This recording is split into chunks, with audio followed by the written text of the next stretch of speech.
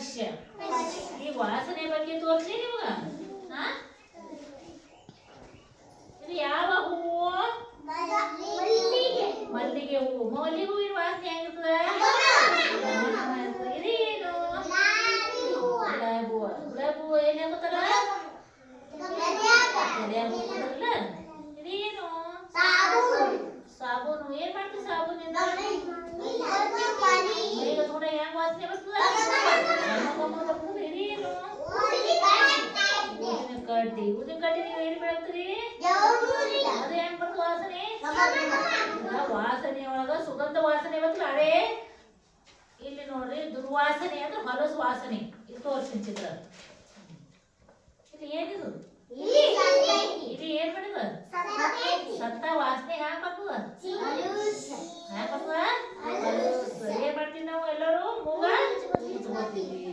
ಇದೇನು? ಅನ್ನ. ಏನಾಗದ? ಹಳಸ್ಯದ. ಏನ್ ಕೂತಾವ ಇಲ್ಲಿ? ಏನ್ ಕೂತಾವ? ಹಳಸಿದ ಅನ್ನ ಗೊತ್ತಿಲ್ಲ ನೀವು? ಹ್ಯಾಂಗ ಹೊಲದ ಸ್ನಾನಲ್ಲ? ಅದೇ ರೀತಿ ಇದೇನಿದು?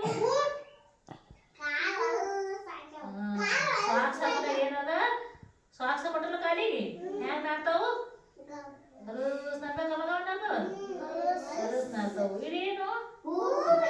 ಬೂಟ. ಬೂಟ್ ಹೆಂಗದ? ಬೂಟ್ ಹಾಕೊಂಡು ಹೆಂಗ ನಾಡ್ತಾವ?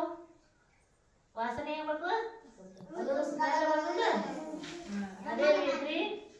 ಅದೇ ರೀತಿ ಗಾತ್ರ. ಇಲ್ಲಿ ನೋಡು ಗಾತ್ರ. ಇಲ್ಲಿ ಏನದ? ಇದೇನದ? ಚಮಚಿ ಅದ. ಇದು ದೊಡ್ಡದ ಸಾಂಗ? ಇದು ಸಾಂಗ್. ಗಾತ್ರ ಒಳಗೆ ದೊಡ್ಡದು ಸಾಂಗ್ ಸೇಮ್ ಇಟ್ಟಿಲ್ಲ. ಚಮಚಿ ದೊಡ್ಡದು ಸಾಂಗ್ ಇಟ್ಟಿಲ್ಲ. ಅದೇ ರೀತಿ ಇದೇನು? ಗ್ಲಾಸ್. ಇದು ಚೆರಿ. ಚೆರಿ ದೊಡ್ಡದ ಗ್ಲಾಸ್ ದೊಡ್ಡದ? ಚೆರಿ ಯಾವ ದೊಡ್ಡದು?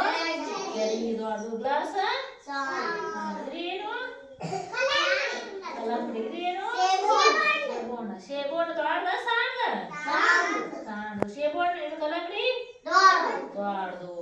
ಅಂದ್ರ ಗಾತ್ರದಲ್ಲಿ ದೊಡ್ಡದು ಸಣ್ಣ ದೊಡ್ಡದು ಗೊತ್ತಾಯ್ತಿಲ್ಲ. ವಾಸನೆ ಒಳಗ ಹೊಲಸು ವಾಸನೆ ಯಾವುದು ಸುಗಂಧ ವಾಸನೆ ಅನ್ನೋದು ಗೊತ್ತಾಯ್ತಿಲ್ಲ.